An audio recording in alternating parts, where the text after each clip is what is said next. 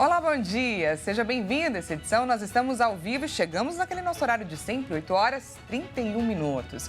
Mas hoje, gente, eu quero começar esse jornal diferente porque o céu aqui no centro da cidade de São Paulo, na região da Praça da República, está lindo e eu quero compartilhar, é claro, essa imagem para te inspirar. Afinal, hoje é sexta-feira. Olha só que céu azul lindo, que seja uma sexta-feira bastante abençoada, firme para todos nós. Como você pode perceber, o sol já está forte. Ele nos lembra que tem muita notícia, inclusive, sobre a onda de calor. Então vamos juntos conferir os assuntos que estão em jogo nesse 15 de março no Brasil e também no mundo. Abro para você o nosso cardápio de notícias. Primeiro escalão do governo articula novo pacote anti-inflação, com foco em medidas para baixar do arroz e feijão a conta de luz. INMET emite alerta vermelho de grande perigo para 5 estados. Onda de calor se estende e deve durar até a semana que vem. Começam hoje as eleições na Rússia, com expectativa de que a votação aconteça sem surpresas e que Vladimir Putin garanta mais um mandato de 6 anos. E ainda, o Senado argentino rejeita decretaço do presidente Javier Milei. Decisão está agora com a Câmara. A gente te conta tudo isso e muito mais a partir de agora. Seja muito bem-vindo. Bom, primeiro escalão do governo trabalha em cima de um novo pacote anti-inflação, que vai do arroz e feijão até a conta de luz. Pois é, entre os planos dos ministros estão diversificar a produção de alimentos e adotar medidas para baixar a energia elétrica. Vamos ver. O governo entende que o preço da energia elétrica precisa baixar para que as pessoas mais pobres tenham menos gastos mensais fixos. Por conta disso, medidas já têm sido estudadas pelo Ministério da Fazenda para baixar a conta de luz. Parte do plano já está em elaboração. A encomenda foi endereçada aos ministros da Fazenda, Casa Civil, Agricultura e Desenvolvimento Agrário e ao presidente da Companhia Nacional de Abastecimento. Há também a meta de diversificar a produção de arroz, feijão, frutas e legumes, criando um programa de fomento ao campo, com acesso facilitado a crédito para pequenos e médios produtores. O caso mais emblemático é o do arroz, que tem produção concentrada no Rio Grande do Sul. Por conta das fortes chuvas que atingiram a região e deixaram dezenas de cidades em situação de emergência, a produção foi prejudicada e a safra acabou ficando mais cara do que se esperava. Para isso, os ministros desenvolvem um mecanismo que ajude a prevenir o impacto com as mudanças climáticas, uma espécie de alarme do campo. Outra medida é expandir a cultura do arroz no Maranhão, Tocantins, Piauí e Bahia, para deixar o abastecimento do país menos dependente dos órgãos que vêm do sul, para não encarecer os preços ao consumidor. Entre janeiro e fevereiro, o custo da comida em casa subiu 2,95%, enquanto o índice geral avançou 1,25%. Começa hoje o prazo para a entrega da declaração do imposto de renda neste ano. O programa, gente, está liberado para download desde o dia 12 e a entrega do documento poderá ser feita até o dia 31 de maio. Tem tempo por aí. Uma das melhores opções para o contribuinte é utilizar a declaração pré-preenchida. Aqueles que declararem o imposto de renda usando esta modalidade ou que optarem pela restituição via Pix vão ter direito à prioridade no recebimento das restituições. É obrigado a declarar o imposto de renda em 2024 quem recebeu rendimentos tributáveis acima de R$ 30.639 em 2023. O valor é um pouco maior do que o da declaração do IR do ano passado, que era de R$ 28.500, por conta da ampliação da faixa de isenção desde maio do ano passado. Os contribuintes que receberam rendimentos isentos não tributáveis superiores a R$ 200 mil em 2023. Também deve fazer a declaração quem teve isenção de imposto sobre o ganho de capital na venda de imóveis residenciais, seguido de aquisição de outro imóvel residencial no prazo de 180 dias. Quem teve, no ano passado, receita bruta em valor superior a R$ 153.200 em atividade rural. Quem tinha posse ou a propriedade de bens ou direitos, inclusive terra nua, de valor total superior a R$ 800 mil, e quem passou a residente no Brasil e deseja atualizar bens no exterior. Assim que foi registrado o primeiro caso de Covid lá no final de 2019 na China, muitas dúvidas começaram a surgir, como, por exemplo, por que algumas pessoas perdem o olfato e o paladar por um período. E hoje, mais de 4 anos depois, algumas questões começam a ser respondidas. Quem fala pra gente sobre esse assunto é o nosso repórter Anderson Nascimento.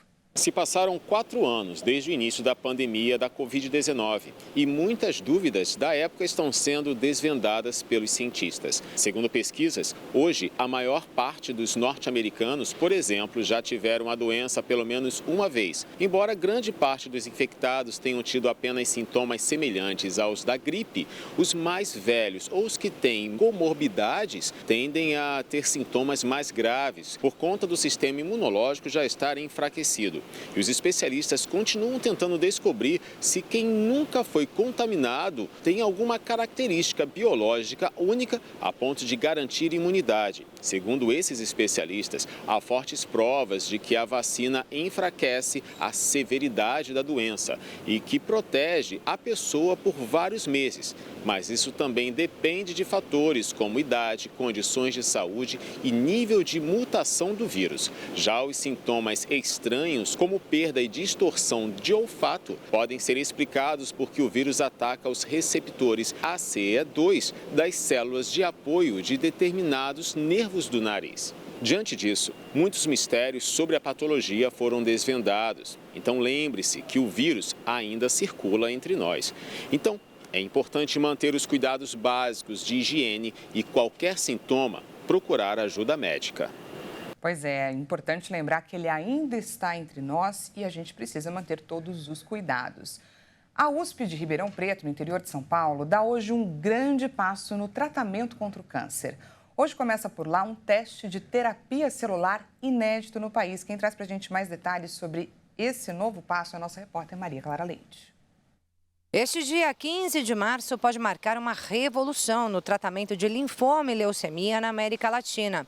Diego Villaclé, que é coordenador médico do Hemocentro de Ribeirão Preto, informou à agência FAPESP que nesse primeiro momento apenas 4 pacientes serão submetidos ao tratamento. E aí então, depois os resultados passarão por avaliação de segurança da Anvisa, Agência Nacional de Vigilância Sanitária. E se tudo der certo, outros candidatos começarão a ser tratados. Deverão participar do teste de terapia celular CAR-T, sigla de receptor quimérico de antígeno, 81 pessoas com leucemia e leucemia linfóide aguda, que não responderam a outras formas de tratamento. Essa terapia foi desenvolvida nos Estados Unidos em 2017 e no Brasil desde 2019 pela Faculdade de Medicina de Ribeirão Preto da Universidade de São Paulo, com colaboração com o Instituto Butantan e apoio da FAPESP, que é a Fundação de Amparo à Pesquisa do Estado de São Paulo. A técnica consiste na retirada de linfócitos do próprio paciente, que serão manipulados em laboratório e então reaplicados no organismo desse paciente. O objetivo é preparar os linfócitos para identificar e eliminar as células tumorais que não foram detidas por outros tratamentos, como a quimioterapia e transplante de medula. Na iniciativa privada, o tratamento importado pode custar até R$2 milhões por paciente. Já o nacional deverá sair por 1/6 desse valor, contando com menor custo de produção. E aí poderá vir a ser adotado pelo Sistema Único de Saúde. Estima-se que cerca de 4 milhões de pessoas poderiam ser beneficiadas com a terapia celular hoje no Brasil. E a gente fica aqui na torcida, na expectativa por esse novo passo que a USP de Ribeirão Preto está dando. E ainda falando de saúde, a utilização que as crianças fazem cada vez mais, com maior intensidade, das telas de celular, tablets e outros dispositivos eletrônicos, gerou a criação de uma nova comissão em Brasília. A intenção é cuidar da saúde de todos. E é para lá que a gente vai agora pegar mais informações com a nossa repórter Jaqueline Fonseca.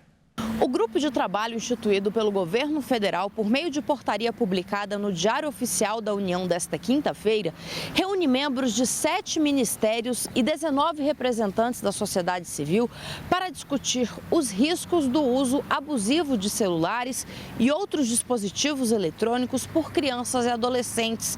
Após o trabalho, o grupo deverá apresentar uma proposta de um guia que ajudará a promover o uso consciente de telas com orientações orientações para pais, cuidadores e educadores. E esse documento ajudará a balizar a construção de políticas públicas na área de educação, assistência social e saúde sobre o assunto. Em janeiro, a Secretaria de Comunicação da Presidência da República fez uma consulta pública para que a sociedade civil enviasse contribuições e sugestões sobre o uso de telas para crianças. Especialistas alertam que o uso indiscriminado de aparelhos eletrônicos na primeira infância pode provocar danos à saúde física e mental, doenças como obesidade, ansiedade e distúrbios de aprendizagem, além de problemas de visão. Agora, mudando de assunto, o IMET emitiu um alerta vermelho por conta da onda de calor intensa. 5 estados estão em grande perigo com o aumento das temperaturas. Vamos ver. A intensidade da onda de calor que afeta o Brasil fez o Instituto Nacional de Meteorologia emitir um alerta de grande perigo. As temperaturas devem ficar acima da média até o próximo sábado e boa parte do Mato Grosso do Sul, Paraná, Santa Catarina, além do interior de São Paulo e de um pequeno trecho do Nordeste do Rio Grande do Sul.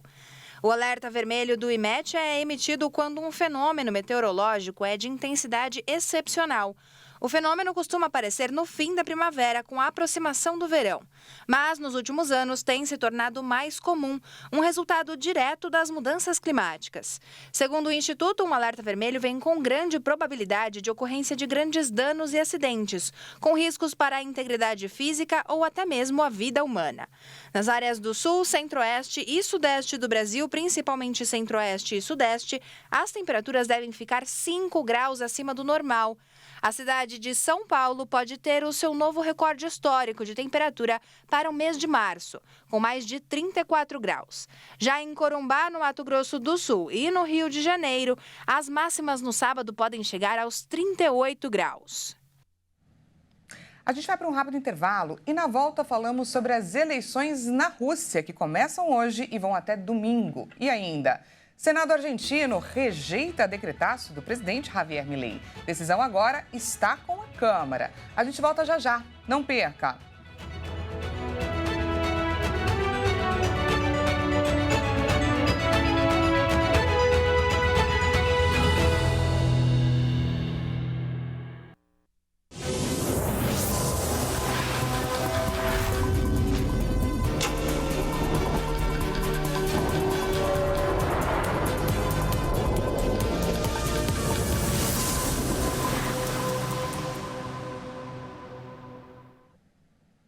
Seja bem-vindo mais uma vez, nós estamos de volta e ao vivo, 8 horas e 46 minutos pelo horário de Brasília, trazemos mais destaques dessa sexta-feira para compartilhar com você. Todo mundo busca um equilíbrio entre trabalho e vida pessoal e uma pesquisa revelou quais são os 5 países que têm o melhor equilíbrio entre esses dois. Para fazer esse ranking, foram analisados aspectos como férias anuais, duração da licença maternidade remunerada e quantidade de horas trabalhadas. Quem traz para a gente mais detalhes sobre essa pesquisa é a nossa repórter Carol Oliveira, direto de Dourados, Mato Grosso do Sul. Você sabe quais são os 5 países com melhor equilíbrio entre a vida pessoal e o trabalho? Segundo a avaliação feita pelo Índice do Equilíbrio Global entre a Vida e o Trabalho, edição de 2023, foram levados em conta aspectos como as férias anuais estabelecidas por lei, o percentual mínimo de auxílio-doença e a duração da licença maternidade remunerada de cada país.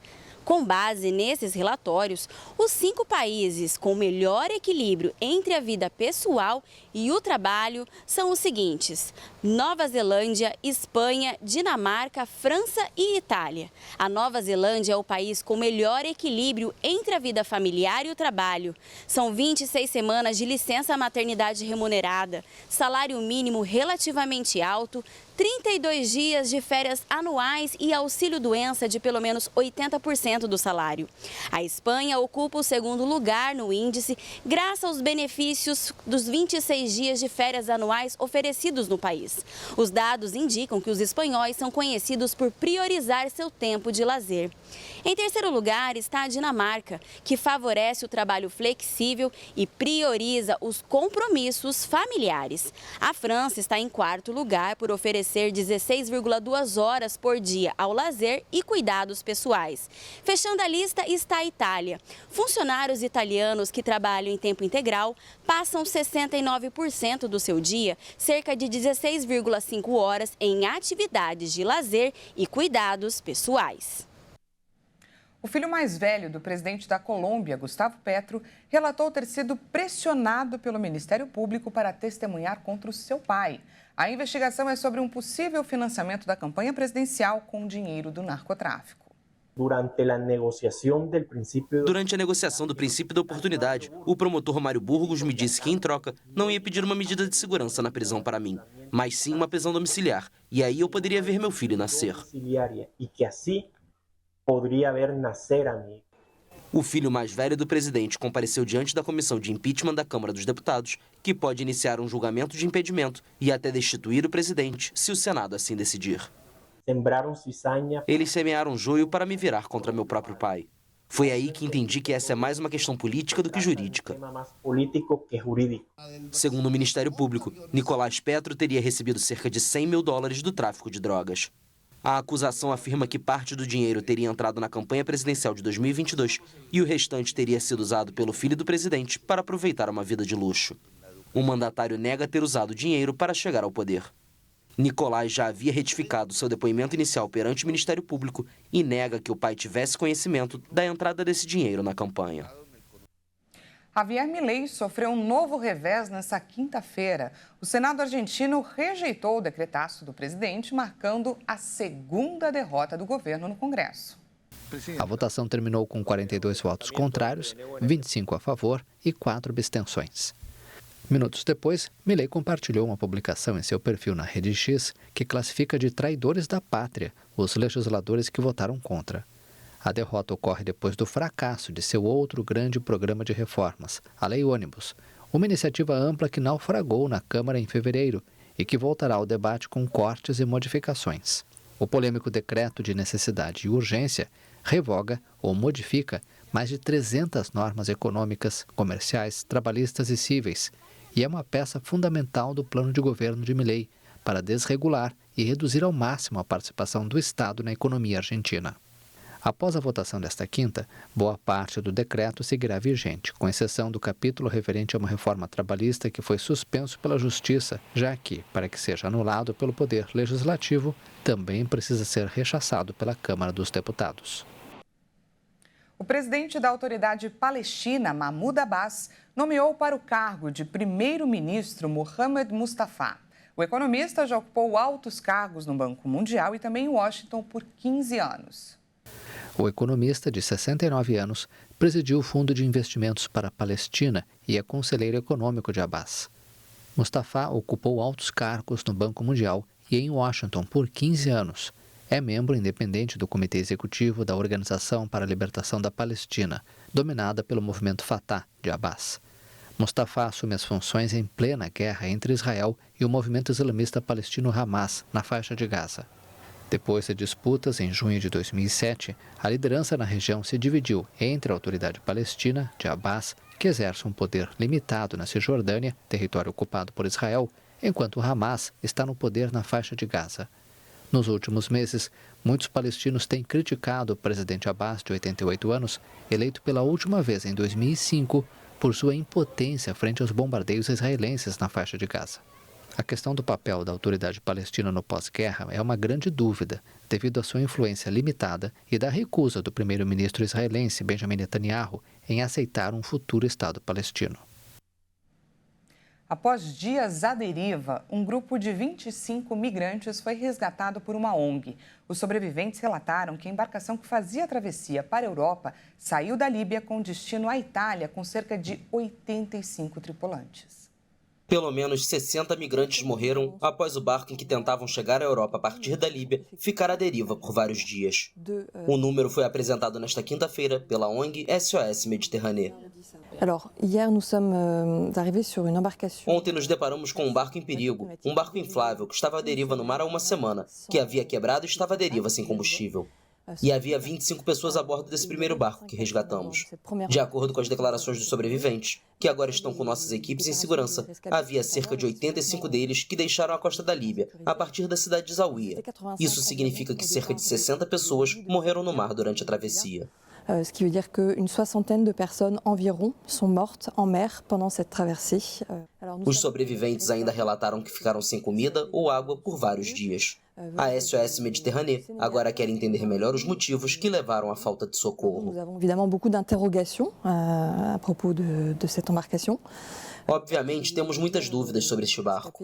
De acordo com os sobreviventes, eles foram sobrevoados 2 vezes por helicópteros. Então não sabemos quem sobrevoou o barco 2 vezes. Mas potencialmente as pessoas poderiam ter avistado esse barco. Nós mesmos não fomos informados disso pelos Centros de Coordenação de Resgate, nem italianos nem líbios, que de qualquer forma nunca nos contataram e estão totalmente ausentes nesta missão de coordenação de resgate. De toute façon, ne nous contactent jamais et sont totalement défaillants dans cette mission de coordination des secours qu'ils sont. A ONG pediu que uma investigação seja aberta para apurar os fatos. Vinícius Júnior, atleta do Real Madrid, voltou a ser alvo de ofensas racistas na Espanha. Em um jogo do rival Atlético de Madrid contra a Inter de Milão pela Liga dos Campeões da Europa, o atacante brasileiro foi chamado de chimpanzé do lado de fora do estádio. Nos arredores do estádio Metropolitano, na capital espanhola, torcedores dos donos da casa foram flagrados em um vídeo chamando o atleta do rival Real Madrid de chimpanzé. Nas redes sociais, o brasileiro desabafou e disse que esta é uma triste realidade que acontece até nos jogos em que não está presente. Em um comunicado, os organizadores do Campeonato Espanhol informaram que os lamentáveis cantos racistas vão ser denunciados à Fiscalia de Ódio, órgão estatal que busca combater esse tipo de crime. A decisão foi tomada mesmo os acontecimentos tendo ocorrido fora do estádio e no âmbito de outra competição. Vinícius vem sofrendo diversos episódios de insultos, principalmente na última temporada, que o tornaram um ícone da luta antirracista. Começou hoje a eleição presidencial na Rússia, em que já é praticamente garantida uma vitória confortável do atual presidente Vladimir Putin, estendendo aí o seu governo por pelo menos mais 6 anos, ou seja, até 2030. Vamos ver. Os locais de votação abriram no extremo leste da Rússia, dando início a uma eleição presidencial que vai durar 3 dias, na qual o presidente Vladimir Putin, no poder há 24 anos, busca um novo mandato. A votação começou nesta sexta-feira às 8 horas pelo horário local, 17 horas de quinta-feira pelo horário de Brasília, na península de Kamchatka, no extremo leste da Rússia. A votação termina no domingo, às 8 da noite de Kaliningrado, um enclave russo situado entre Polônia e Lituânia. Os eleitores do extremo leste começaram a votar quando os cidadãos da parte ocidental se preparavam para dormir neste país que tem 11 fusos horários. No poder desde o ano 2000, Putin tem 3 adversários de pouca relevância, que não expressam oposição à ofensiva na Ucrânia, nem à dura repressão contra os dissidentes, que resultou na morte na prisão em fevereiro do principal crítico do Kremlin, Alexei Navalny. Bom, enquanto as eleições acontecem na Rússia, vamos dar um pulinho até lá para ver a movimentação nas ruas. Nós vemos agora nas imagens uma das principais avenidas da cidade de São Petersburgo. Agora são 2 horas e 56 minutinhos. Por lá, eles estão 6 horas à nossa frente. O tráfego na avenida, como a gente pode ver, está intenso, com muitos carros e pessoas passando aí. Muitas dessas pessoas estão, obviamente, indo votar. Como vimos, as eleições por lá vão até domingo e a chance é praticamente 100% para a reeleição do atual presidente Vladimir Putin, que já está há 24 anos no poder. 4 candidatos, gente, estão nessa disputa, mas nenhum deles é visto como ameaça para Putin. Mesmo com a guerra na Ucrânia aí há 2 anos, segundo pesquisas, Vladimir Putin tem 86% de aprovação contra 11% de reprovação. Bom, essa edição das 8h30 termina por aqui. A gente encerra essa edição com essas imagens. Daqui a pouco, 10 horas, Juliana Dariva chega com mais informações e eu volto à 1 da tarde, é claro, com o balanço das notícias dessa sexta-feira. As eleições na Rússia será uma delas e iremos tratar de vários outros assuntos. Portanto, não perca. Até lá!